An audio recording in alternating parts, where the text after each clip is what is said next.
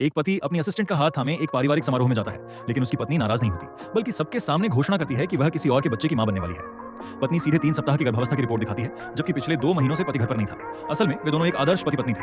हालांकि यह एक व्यावसायिक विवाह था, पर पति हमेशा खुद को पाक साफ रखता था और कभी किसी दूसरी महिला को अपने पास नहीं आने देता था। एक दिन पत्नी ने देखा कि पति की कार की अगली सीट पर कोई और महिला बैठी है, जिसका चेहरा पति के पहले प्यार से बहुत मिलता जुलता है। 3 साल पहले पति का पहला प्यार उसे बचाने की कोशिश में एक कार दुर्घटना में मर गया था, जो पति के दिल में एक न मिटने वाला दर्द बन गया था।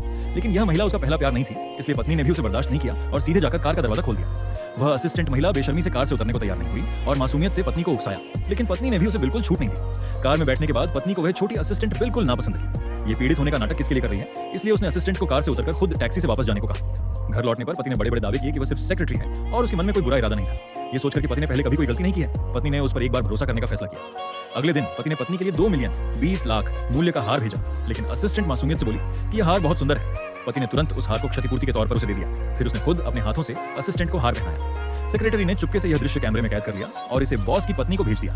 पत्नी ने जब यह तस्वीर देखी तो उसे बहुत घुटन महसूस हुई। तभी उसने असिस्टेंट का सोशल मीडिया पोस्ट देखा। पत्नी ने कसम खाई कि वह किसी भी असिस्टेंट को उसे चुनौती देने की अनुमति नहीं देगी। इसलिए उसने सेक्रेटरी को असिस्टेंट के अलावा कंपनी की सभी महिला कर्मचारियों के लिए 2 लाख मूल्य का हीरे का हार तैयार करने के लिए कहा।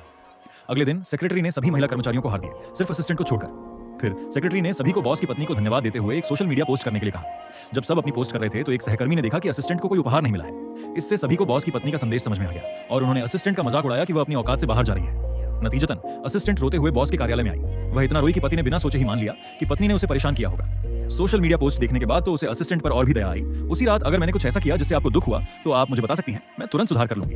पत्नी: श्वेत कमल, मैं तुम्हारी टीचर या तुम्हारी बॉस नहीं हूँ। मेरे पास तुम्हें शिष्टाचार सिखाने का समय नहीं है, लेकिन मैं तुम्हारे बॉस की पत्नी हूँ। इसलिए अगर किसी ने मेरे पति के साथ फ्लर्ट करने की हिम्मत की तो मैं उसे बदलने का कोई दूसरा मौका नहीं दूंगी। पति: छोटी श्वेत कमल तुमसे माफी मांगने आई है, तुम ये सब कब खत्म करोगी? पत्नी हैरान रह गई। ये पहली बार था जब उन्हें किसी दूसरी महिला की वजह से उनके रिश्ते में टकराव हुआ था।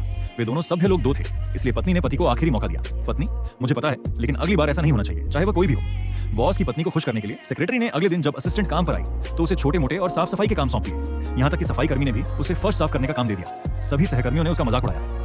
असिस्टेंट ने जैसे ही पति को देखा वह तुरंत नीचे बैठ गई और दया पाने का नाटक किया। जब पति पास आया तो उसने आंसू भरी आंखों से ऊपर देखा। उसकी यह लाचारी देखकर पति का दिल पिघल गया और उसने गुस्से से पूछा कि यह सब किसने करवाया।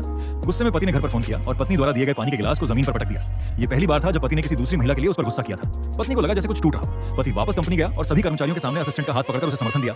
उसने सबके सामने घोषणा की कि असिस्टेंट उसकी व्यक्तिगत सहायक होगी और उसने अपने 8 साल के विश्वसनीय सहायक को निकाल दिया। उसने अपने काम से असिस्टेंट को आश्वासन दिया कि अब उसे कोई परेशान नहीं करेगा। इसके बाद वह असिस्टेंट का हाथ पकड़कर पत्नी के पास आया और घमंड से कहा कि अब वे अलग रहेंगे। पत्नी ने शांत होकर उसे देखा, नौकरानी से उसका सामान पैक करने को कहा और उन्हें दूर जाने के लिए कहा। इस समय भी पति ने पत्नी को धमकी दी कि अगर उसने असिस्टेंट को फिर से परेशान किया तो वह उसे तलाक ले लेगा। पत्नी जानती थी कि यह शादी नहीं टिक पाएगी। उसके बाद पति कभी वापस नहीं आया। असिस्टेंट के सोशल मीडिया पोस्ट लगातार अपडेट होते रहे, जिसमें वह पति के साथ महंगे गाउन पहनकर नामी पार्टियों में जाती थी। पहले पति के साथ हमेशा पत्नी होती थी, लेकिन अब उसकी जगह पति के पहले प्यार जैसी दिखने वाली श्वेत कमल थी।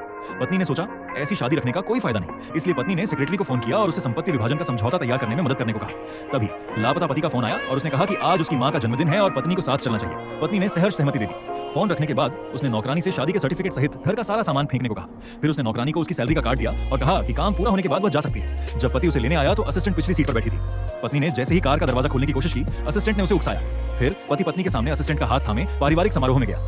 यहाँ तक कि सास को भी कुछ अजीब लगा और उन्होंने पत्नी से पूछा कि क्या बेटे ने उसे परेशान किया है और वह उसकी मदद करेंगी। पत्नी: उसका नाम श्वेत कमल है, वह आपके बेटे के पहले प्यार जैसी दिखती है, इसलिए उसे असिस्टेंट बनाया गया है। आपके नेक बेटे ने उसकी वजह से मुझसे दुश्मनी कर ली। उसने न केवल कंपनी में खुलेआम उसका पक्ष लिया बल्कि मुझ पर झूठा इल्जाम लगाया और मुझे शर्मिंदा किया। पति: ये हमारे बीच का मामला है, तुम ये सब यहाँ क्यों कर रही हो? तुम आखिर चाहती क्या हो? सास: बेटी तुम चिंता मत करो, माँ सुनिश्चित करेंगी कि तुम्हारा पति माफी मांगे, मैं तुम्हें दुखी नहीं होने दूंगी। पत्नी: ओह माफ करना प्रिय पति, हमें तलाक दे देना चाहिए। पति को स्पष्ट रूप से उम्मीद नहीं थी कि पत्नी सच में उसे तलाक ले लेगी। लोग फुसफुसाने लगे और कहने लगे कि पति भला दिखता है, लेकिन पीठ पीछे कितना बुरा है, उसके सारे संस्कार कहाँ चले गए। फिर पत्नी ने पति से पूछा कि अगर वह किसी आदमी के साथ घूमे फिरे, उसे अपने माता पिता से मिलवाए और फिर कहे कि उनका कोई रिश्ता नहीं है, तो वह क्या सोचेगा। पत्नी: मैंने अपने वकील से तलाक के दस्तावेज तैयार करवा लिए हैं, अगर कोई समस्या ना हो तो बस हस्ताक्षर कर देना। रास्ता दो, मुझे दोपहर में डॉक्टर के पास जाना है, मेरे पास यहाँ समय बर्बाद करने का समय नहीं है। पति: तुमने क्या कहा? तुम गर्भवती हो?